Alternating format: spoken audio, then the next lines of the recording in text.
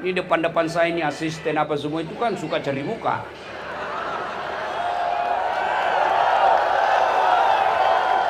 Iya toh? Iya Pak, sudah betul itu Pak. Apa kau cari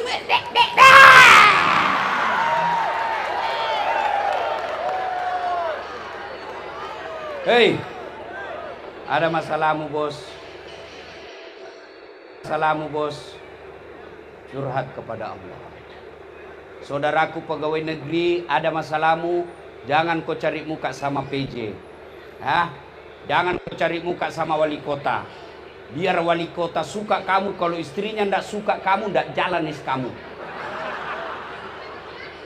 Hei, ada masalahmu, curhat kepada Allah. Perbaiki sholatmu. Rumah tanggaku kau ndak bahagia, pasti sholatmu ndak beres. Usahaku kau selalu gagal, pasti sholatmu tidak beres. Saya sholat Ustaz, betul kau sholat tapi tidak ikhlas. Hayyalah sholat, asar lagi. Barusan sholat duhur, kau tidak ikhlas. Saya sholat Ustaz, betul kau sholat tapi main-main. Allahu Akbar. Waliki yaumiddin. Iyyaka na'budu wa iyyaka nasta'in. Kau ketawa karena kau begitu semua. Ada lagi yang sholat kayak kena angin. Allahu Akbar.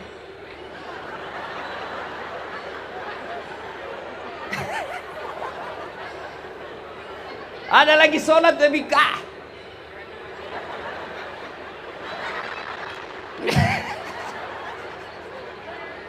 Allahu Akbar.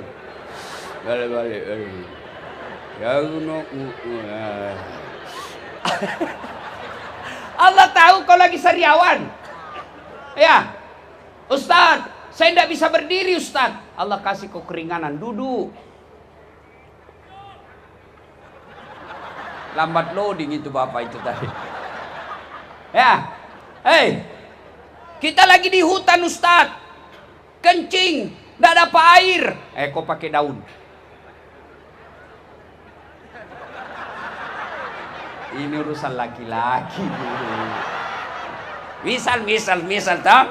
Kebiasaanmu kencing berdiri. Tidak ada air. Agama mengajarkan kau ambil daun 3 lembar. Berapa? 3 lembar. Caranya, ambil daun pertama, gosok ke bawah. Kenapa ibu-ibu yang sensi? Ambil daun kedua, gosok lagi ke atas. Ambil daun ketiga, gosok lagi ke bawah. Begitu cara gosoknya. Jangan kau kasih begini, tambah kotor.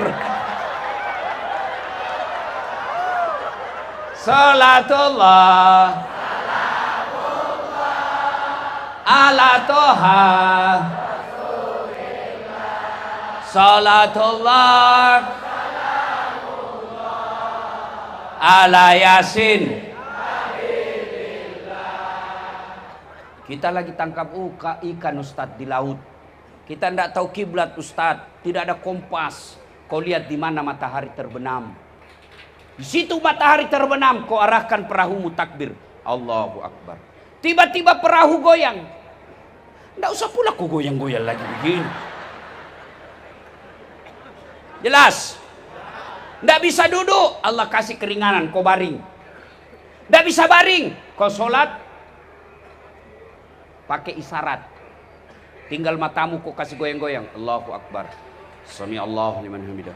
Tidak bisa juga Ustaz. Allah kasih lagi keringanan, kau sholat dalam hati. Mata tidak bergerak, bibir sudah tidak bergerak, tangan sudah tidak bergerak, tinggal mata dalam hatimu. Bayangkan lagi ruku, baca doa ruku. Tidak bisa juga itu Ustaz. Ambil kain putih, bungkus, bawa dikubur. Apa alasanmu anak muda tidak mau sholat? Ustaz, saya kaya Ustaz. Ada kala kayanya Nabi Sulaiman. Itu Nabi Sulaiman Pak, kerikil rumahnya emas. Ada di sini kerikil rumahnya Mas. Paling orang Bugis kalau kaya giginya dia kasih emas. Ustaz, saya sakit Ustaz. Ada kala sakitnya Nabi Ayub, beliau minta tetap sujud beribadah kepada Allah Subhanahu wa taala. Saya sakit Ustaz, Nabi Ayub. Saya cakep Ustaz, dia cakep tidak mau sholat. Ada kala cakepnya Nabi Yusuf. Allahu Akbar. Itu Nabi Yusuf disuruh ibu-ibu iris bawang. Lewat Nabi Yusuf, dia tidak sadar, dia iris tangannya karena terpesona dengan gagahnya Nabi Yusuf. Tetap sholat. Dia tinggi jabatannya Ustaz. Ada kala jabatannya Rasulullah Muhammad SAW. Beliau adalah penghulu para nabi, komandannya semua nabi. Beliau tetap sujud beribadah kepada Allah. Kalau orang kaya tidak sholat, orang masih maklum. Itawa kaya. Selebriti tidak sholat, ya terkenal satu Indonesia. Pejabat tidak sholat, ya ada jabatannya. Tapi kalau kau sudah miskin, tidak terkenal, jelek, bau mulut, busuk ketek, kau tidak salat lagi. Maka hikmah maulid pertama, yuk bawa pulang apapun masalahmu, sholat. Saya tidak takabur. Ini hanya motivasi buat adik-adik yang lagi sekolah. Kau dengar itu gelarnya tadi Pak Dasat. Coba lihat itu gelarnya banyaknya. Coba istriku juga banyak begitu ya.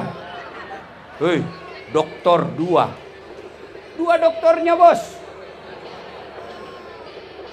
Beda ilmu. Beda negara tempatnya sekolah. Bersamaan waktunya. Tidak masuk akal. Tapi tidak ada yang tidak masuk akal buat Allah. Sholat kok. Bisa tidak manusia hidup dalam perut ikan? Bisa tidak? Tidak mungkin. Yunus alaihissalam 40 hari dalam perut ikan keluar dengan selamat. Tidak ada yang tidak mungkin bagi Allah. Saudaraku, tidak ada yang mustahil bagi Allah. Minta. Apa masalahmu? Sholat mau diperbaiki. Minta. Sudah minta Ustaz. Kenapa Allah tidak kasih? Bukan sholatmu yang masalah. Tapi apa yang kau minta tidak cocok buat kau. Saya dulu tamat SMA. Daftar akabri. Mau jadi akabri penerbang. Ceper. Kurang ajarin. Kau ketawa lagi saya pindah. Oh teman saya lulus. Sekarang dia 2 bunga. AKBP. Reserse di Polda Sulawesi Barat. Pakai baret merah. Saya lulus jadi ustadz. Pakai baret putih. Tapi dengan baret putih yang saya pakai, mulai baret hitam sampai baret merah, kucaramai kau semua.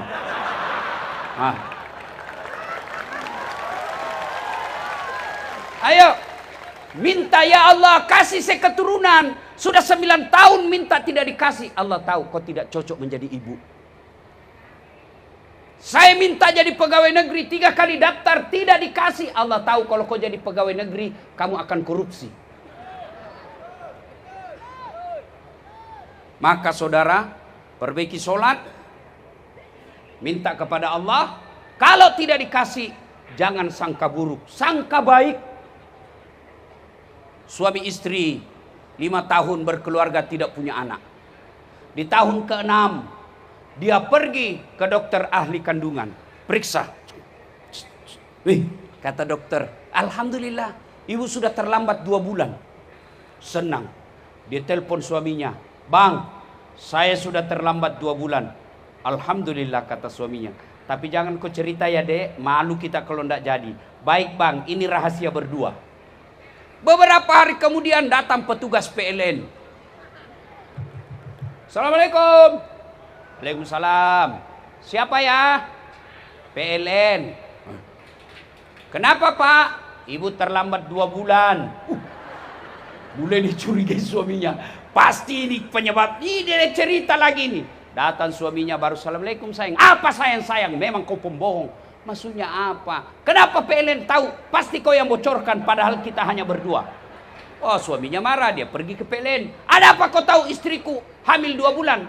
Terlambat 2 bulan. Ada apa kau tahu? Istri saya terlambat 2 bulan. Ini pak ada catatannya. Hapus itu catatan.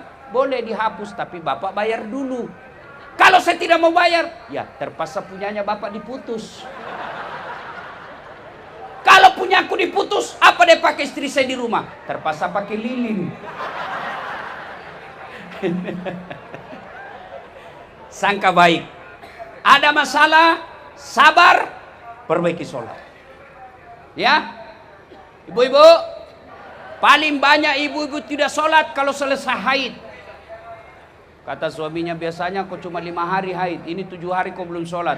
Belum bersih bang. Ah, bohong kau, masih ada sedikit-sedikit. Kau pasti bohong. Apa bohong? Saya kasih lihat kau. Apa mau dikasih lihat? Yo, adik-adikku sekalian, sholat. Sholat. Kalau kalian baik sholatmu, tidak mungkin Allah sengsarakan hidupmu. Tuhan apa yang sengsarakan hidupnya? Hamba yang rajin sholat. Alhamdulillah Ustaz, saya sudah sholat. Jangan lepas sampai di situ. Oleh-oleh kedua, untuk maulid kali ini, setelah Anda rajin sholat, yuk datang berjamaah di masjid. Ada 10 golongan kata Nabi yang dikhawatirkan tidak diterima sholatnya. Satu di antaranya adalah mereka laki-laki normal, sehat, tidak ada halangan, dia tidak datang berjamaah di masjid. Oh alhamdulillah di Pekanbaru ini Pak, Masya Allah. Kemana-mana saya ke masjid, ramai masjid. Apalagi kalau subuh, penuh. Sampai di luar Pak, tidak ada di dalam. Sudahlah, saya tahu rahasianya. Kenapa orang Islam malas ke masjid? Kenapa kita umatnya Nabi malas ke masjid? Padahal Nabi tidak pernah dalam hidupnya lepas sholat jamaah.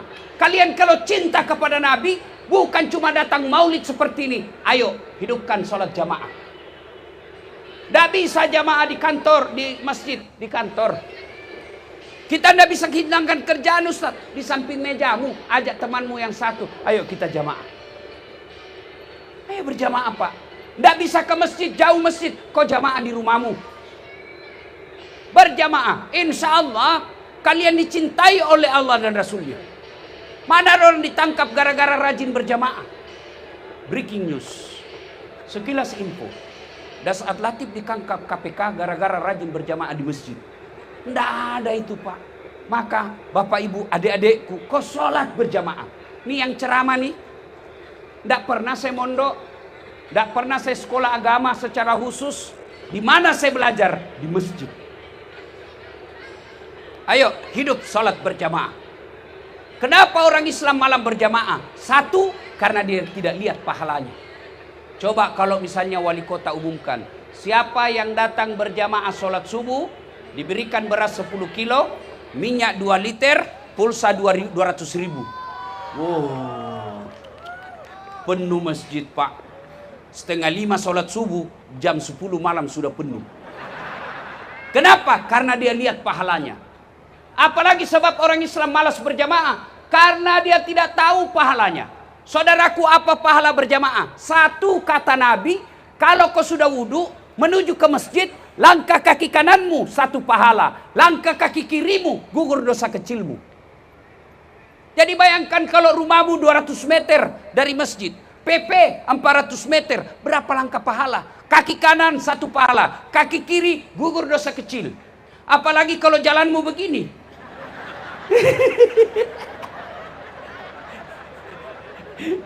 Berapa langkah pahala kau dapat? Apalagi pahala berjamaah kalau gerimis, kalau hujan atau debu yang terbang melengket di bajumu, hujan basah bajumu, itu nanti akan menjadi payungmu, akan menjadi pelindungmu supaya kau tidak disentuh api neraka. Maka kalau hujan jangan cemas. Pakai payung, basah bajumu, basah sarungmu, itu yang melindungimu dari api neraka. Jangan juga sudah dengar begini, mau ke masjid, hujan, dia buka payungnya. Itu belen-belen namanya itu. Apalagi keutamaan berjamaah. Yang ketiga kata Nabi, seluruh materi yang kau lewati, pagar, aspal, dinding, rumput, tumbuhan, tegel, itu akan jadi saksi di akhirat kelak. Itulah sebabnya setiap kita sholat Jumat, sholat sunnah, 2 rakaat pindah. 2 rakaat pindah. Supaya apa? Makin banyak saksi di akhirat kelak. Jangan juga sudah kode. Itu sunnah. Pergi jalan ini. Pulang jalan sana. Itu sunnah. Jangan juga salah paham. Sudah dengar begini, dari rumahnya diambil motor, dia ke pasar dulu, keliling. Lapangan sepak bola. Baru dia ke masjid. Sampai masjid sudah selesai berjamaah. Apalagi, ini yang paling terkenal. 27 kali lipat. Artinya apa? 1 kali ibu sholat, 27 kali sholat di rumah. Kalau sholat 1 kali di masjid, 27 kali sholat di rumah baru sama pahalanya. Apalagi kalau bapak pakai serban, 70 kemuliaan. Artinya apa?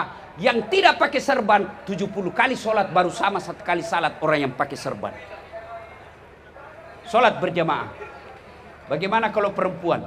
Boleh enggak? Boleh. Enggak ada ulama yang melarang. Enggak ada hadis Nabi yang melarang. Silakan kau datang berjamaah. Kenapa dulu perempuan sempat dilarang oleh Nabi? Karena waktu itu tidak aman, diculik dan diperkosa. Dulu. Sekarang di Pekanbaru aman. Apalagi kalau usiamu sudah 65 tahun. Siapa mau culik kok? Bikin repot. Bau minyak gosok, batuk-batuk, jalannya setengah mati. Siapa mau culik? Ayo sholat berjamaah. Kenapa lagi yang ketiga orang malas berjamaah? Kadangkala manajemen masjid tidak bagus. Ada masjid bangga kalau tinggi saldonya. Saldo kas 80 juta. Begitu kita masuk toilet tidak ada airnya. Ini panitia nanti diseret kau masuk neraka. Kenapa kau simpan uangnya orang? Jadikan dia keran, jadikan dia kipas angin, jadikan dia AC, jadikan dia dispenser. Tenang kok, saya gaspol kok. Ya. Ada juga panitia masjid senang betul. Saldo kas 100 juta. Begitu kita mau sujud, karpetnya sudah 7 kali lebaran tidak pernah diganti. Jangan simpan uangnya orang. Apalagi yang membuat orang malas ke masjid, Pak. Manajemen masjid tidak bagus. Ada masjid saya bangun, Pak. Ber-AC. Karpetnya 2-3 tahun ganti. Penceramanya belum ceramah sudah dikasih honornya. Muadzinnya digaji khusus bulan-bulan seperti layaknya pegawai negeri. Imamnya juga bagus. Orang senang ke masjid. Kenapa? Dia merasa enak, nyaman di masjid. Ini bagaimana orang ke masjid? Yang azan orang tua sudah pensiun. Tinggal nampak lagi giginya di depan. Azan. Ayo.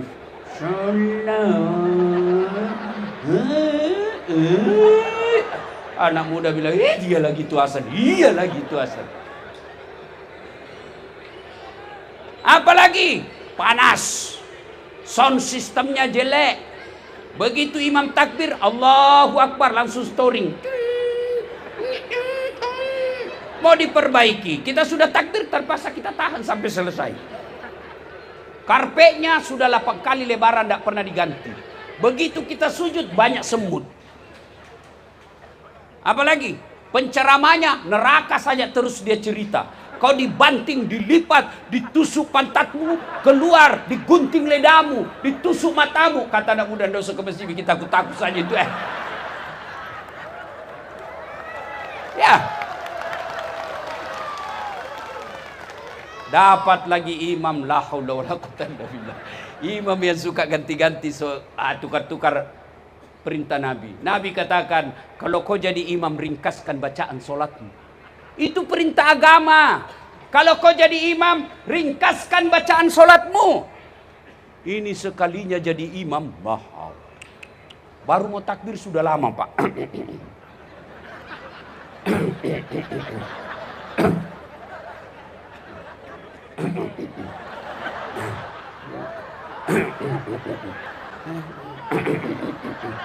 Apa itu orang capek menunggu di belakang? Kita sudah siap, mesin sudah panas, tunggu masih lama lagi dia. Apalagi kata Nabi, kamu ringkas. Kenapa? Kan macam-macam jamaah di belakang. Ada anak muda pakai motor baru, lupa ambil kuncinya. Hilang sudah kunci. Hilang motor saya ini. Aduh, lamanya lagi nih ya. Ada juga ibu-ibu yang tahan kentutnya. Aduh, lama lagi. Ada bapak-bapak yang sudah janji istrinya mau dijemput. Sudah menelpon 17 kali tidak datang-datang. Lama juga Pak Imam, marah, mengamuk lagi istri saya ini. Maka dikatakan ringkas. Ada imam dia siksa orang tua yang rematik. Kalau itu orang tua kasih kalau rematik selalu jatuh kepalanya. Belum selesai naik lagi kepalanya kembali. Belum selesai jatuh lagi. Waduh, kasihannya Pak. Ya, baca ringkas. Yang kedua kata Nabi, baca yang umumnya orang hafal. Kenapa? Supaya satu, kita bisa khusyuk. Coba kalau imam baca wadduha, kita ikut. Kenapa? Kita hafal. Tapi begitu imam membaca surah Al-Anfal, ayat 5 sampai 47.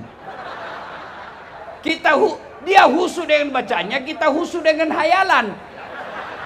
Kita mau ikut, tidak dihafal. Kita mau ruku, imam belum selesai, terpaksa dibaca semua di dinding. Keadaan keuangan masjid.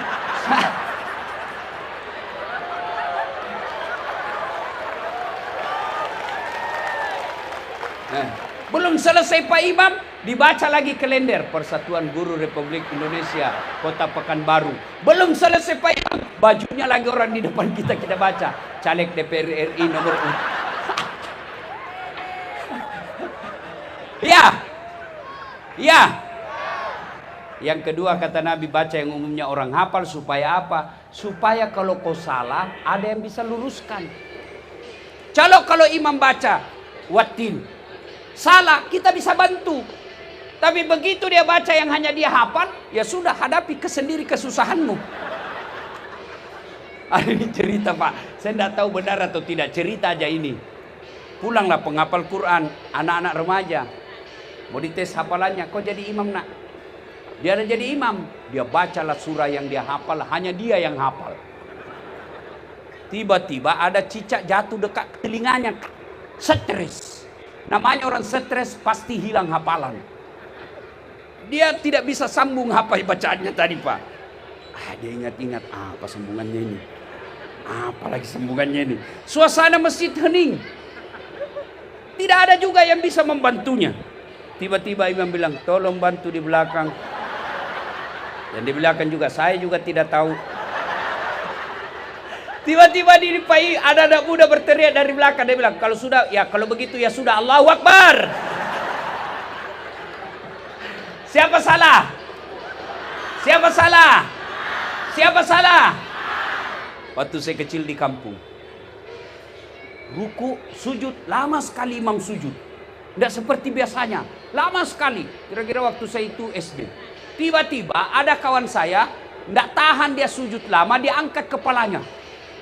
Langsung teriak, "Hui, hilang imam!"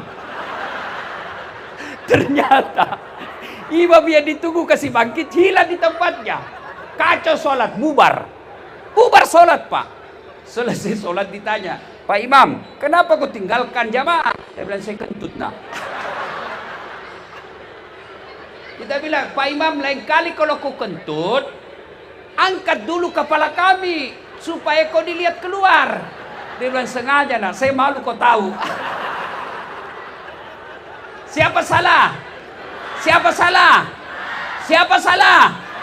Makanya dalam fikih sholat jamaah, siapa saja boleh jadi makmum.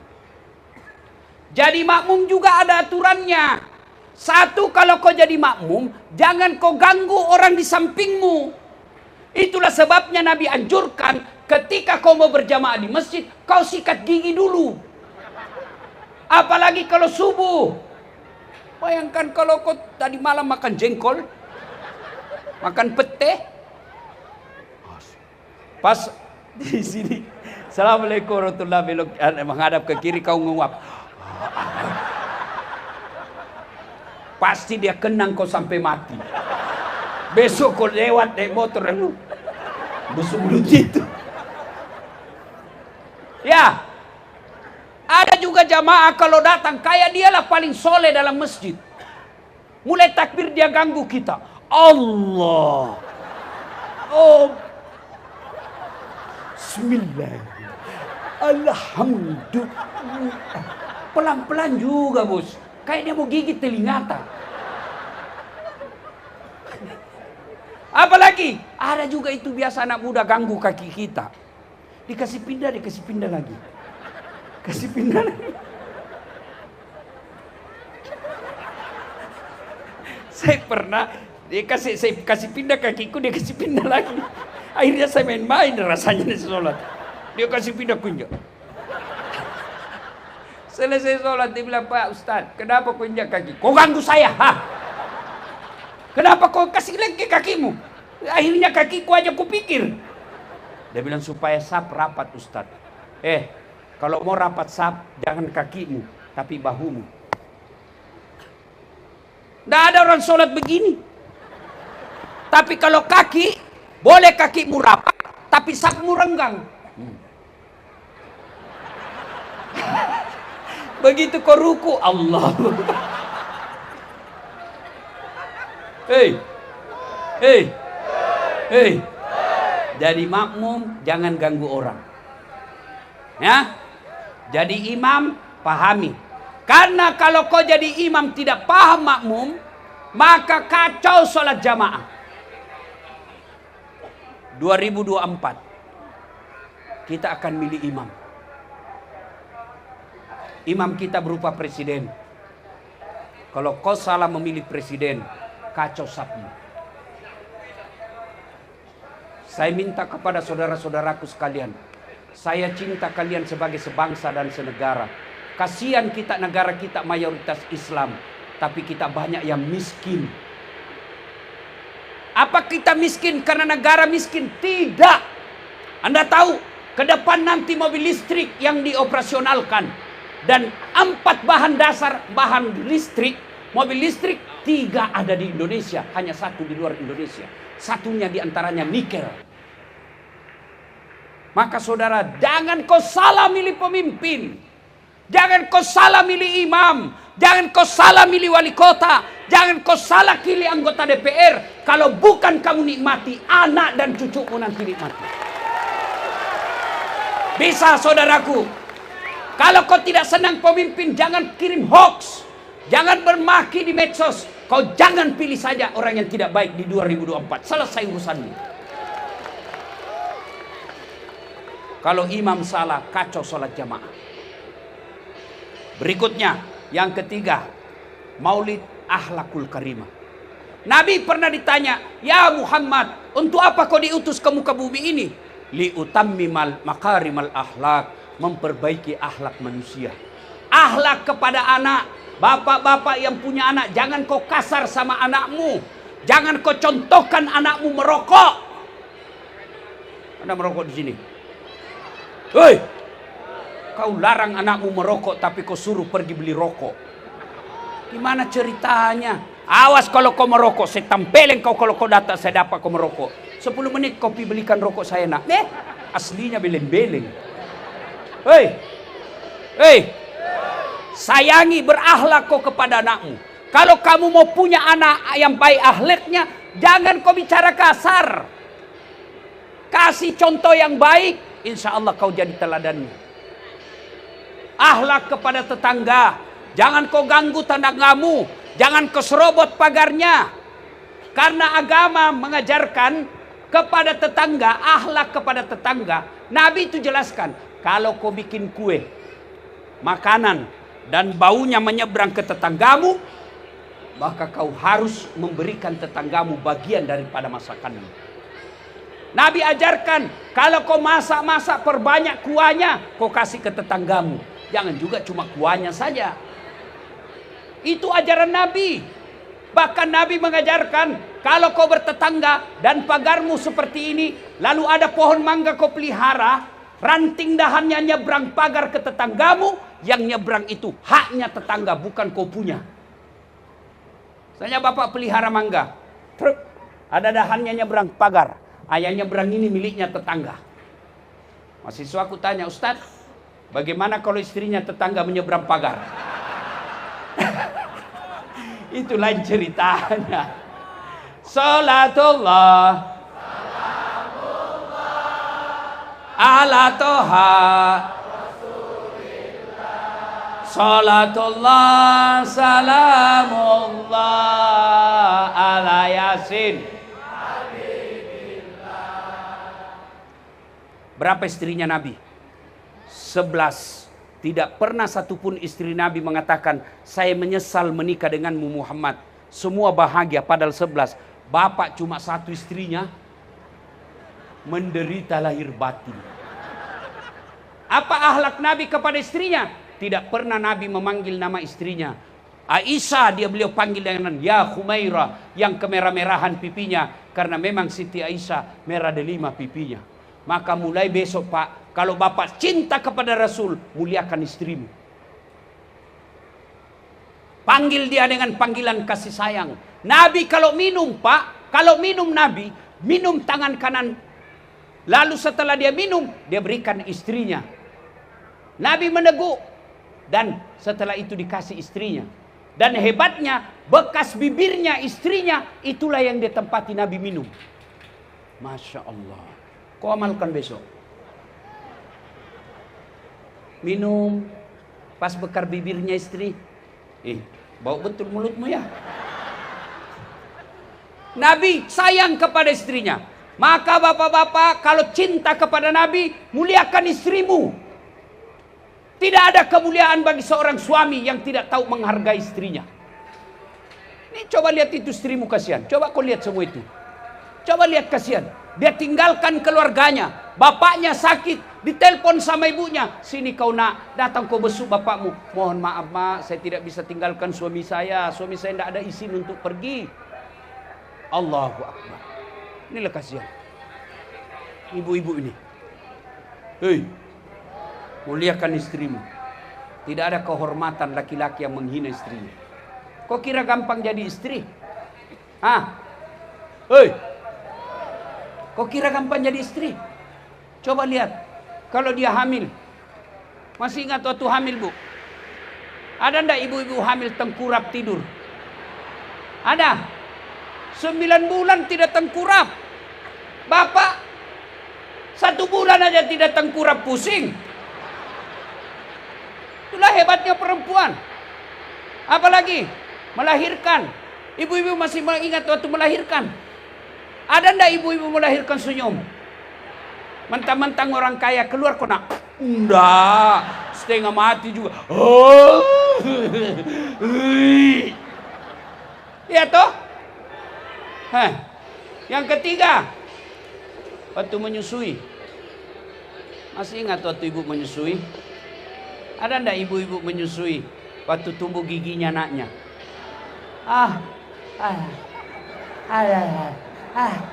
Aduh. Begitu digigit kau tempelin anakmu. Enggak. Kurang ajar ini. Enggak, dibujuk. Anak lepas kena. Aduh. Siang anaknya, malam bapaknya.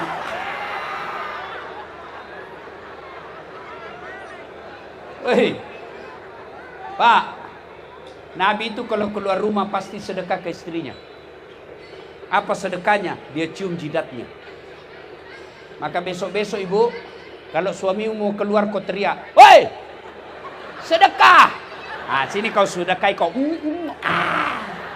Tapi kalau mau disedekah ibu rapi-rapi juga. Ya enggak sikat gigi 2 hari, kelihatan bulu ketek. Daster tinggi sebelah. Dia bilang suaminya, kelihatan semua itu dastermu robek-robek. Dia lihat tetangga, apa dia bilang, jangan lihat BH-nya, yang penting rasanya Bu. Ya, Pak, muliakan istri. Bayangkan kasihan itu istri kita.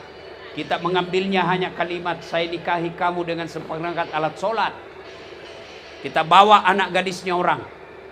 Bayangkan, lihat itu istri, lengkap giginya, lengkap telinganya, kakinya berfungsi, tangannya normal. Kamu ambil bawa ke rumah. lalu kau selingkuh, kau maki-maki, kau hianati. Kalau pacarmu, selingkuhanmu kau kasih uang, istrimu minta, tidak ada, biar baunya juga tidak ada. Suami seperti ini demi Allah kau tidak akan sukses dunia akhirat. Muliakan istrimu. Tenang ibu, saya bela kamu. Ya, hei, kalau dia marah-marah ngomel, memang fitrahnya perempuan ngomel. Kok kira gampang jadi suami? Hah? Dipikir bagaimana kau dibelikan baju baru tiap bulan, supaya pergi pengantin orang tidak hafal bajumu. Dipikir bagaimana dibelikan kau emas, supaya kau pulang kampung dihargai kau saudara-saudaramu. Dipikir dibelikan kau AC supaya kulitmu tidak rusak ketika kau tidur. Dipikir belikan kau gas supaya kau tidak pakai kayu memasak. Makanya jangan juga kau hina suamimu. Tenang Pak, saya bela kau. Saya tahu kau semua takut sama istrimu. Bilang ngamuk Ustaz. Kenapa kalau dia ngamuk? Dia pecahkan piring Ustaz, bantu pecahkan. Dia pecahkan gelas, pecahkan semua. Kenapa? Gelas piring boleh dibeli. Harga diri sebagai suami tidak boleh dijanji istri. Takbir. Yang takbir itu yang takut sama istrinya.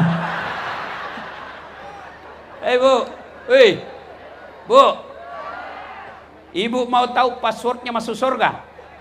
Selain sholat, ridha suami. Ridha suamimu itu passwordnya masuk surga. Biar kau rajin sholat, puasa Senin Kamis, tapi kau tidak muliakan suamimu, jauh kau dari surga. Maka kalau suamimu mau pergi, jangan kau marah-marah. Tadi malam kau bertengkar, pergi dia suamimu, bahagiakan dia. Karena kita tidak tahu ajalnya dia cari nafkah. Kau bertengkar 2 hari 2 malam tidak bicaraan. Tiba-tiba pergi kerja kasihan dagang. Naik motor ditabrak truk, mati. Kau bisa kira-kira maafkan dirimu sampai mati? Maka begitu suamimu mau pergi kau senyum. Datang suamimu marah-marah, peluk dia. Bila kamu di sisi. Marah-marah lagi berantakan kamar, kau peluk dari belakang. Lalu kau nyanyi lagi. Insaflah wahai. Hei Bu, Bu, jangan juga suka ngomel. Laki-laki mana betah di rumah kalau suka ngomel. Suamimu pulang kantor lebih awal, naik motor, tiba-tiba dia bayangkan, ngomel lagi nih, ngomel lagi. Hei, ngomel lagi. Terpaksa motornya balik haluan, pergi ke warung kopi. Di warung kopi, dilayani sama perempuan cantik yang sopan. Assalamualaikum Bang, mau minum kopi? Iya. Kopi pakai gula atau tidak? Pakai gula. Gulanya lemah kalori atau tidak Bang? Baru dikasih itu pakai 2 tangan, lalu sambil senyum. Bagaimana suamimu tidak diambil orang? Cium suamimu kalau mau pergi. Kalau kau tidak cium, nanti perempuan lain yang cium. Masya Allah. Saya itu istriku kalau saya mau keluar, dia cium saya Pak. Cium. Ini lama-lama sedikit. Benar demi Allah. Lalu dia usap dadaku. Ustadz, ridhoi saya. Ustadz, ridhoi saya. Meskipun semalam saya bertengkar gara-gara didik anak. Tapi begitu saya mau keluar, dia ikuti saya. Dia bawakan saya punya koper. Naik di atas mobil. Dia cium tangan saya. Dia lupakan marahnya. Lalu dia cium. Pernah kau dicium istrimu mau pergi? Sudah jelek, suka ngomel. Bu, kalau kalian cinta kepada Rasul, jadilah istri yang soleha. Suamiku miskin, ya itu takdirmu. Suamiku jelek, ya memang karena kau juga jelek. Sudahlah, bahagialah kalian dalam rumah tanggamu, saling menghormati. Biarkan kita miskin, suami kita bukan pejabat, tapi kita bahagia di dunia. Kalau orang kaya suaminya dan istrinya suka bertengkar, dia bisa nikmati hidup, belanja sama maunya. Tapi kalau kita miskin, rumah ngontrak-ngontrak, suami istri bertengkar, kapan kau dapat bahagia di dunia? Bertengkar, hamil lagi. Hamil lagi.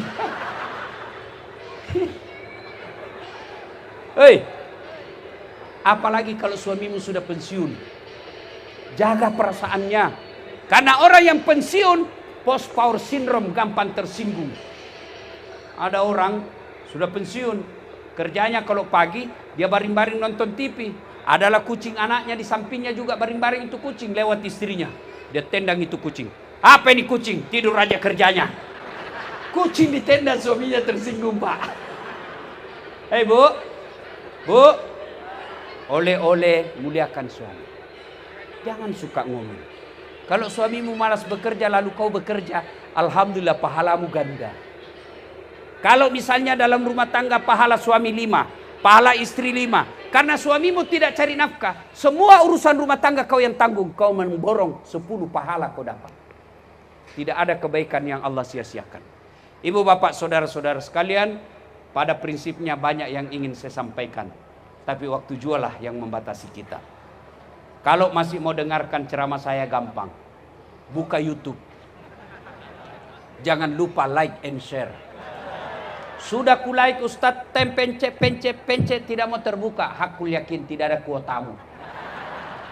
Maka ibu bapak saudara-saudara sekalian, makna terpenting, mari pelihara sholat, tingkatkan kesabaran, bahagia dalam rumah tangga, memuliakan istri, memuliakan suami, didik anakmu sebaik-baiknya. Mudah-mudahan anakmu nanti akan bahagiakan kalian dunia sampai akhirat. Demikian, saya tidak tahu berpantun, tapi menghormati orang-orang Pekanbaru saya mau coba berpantun. Buah nangka, buah kelapa. Buah kemiri, buah durian. Itulah buah-buahan. Assalamualaikum warahmatullahi wabarakatuh.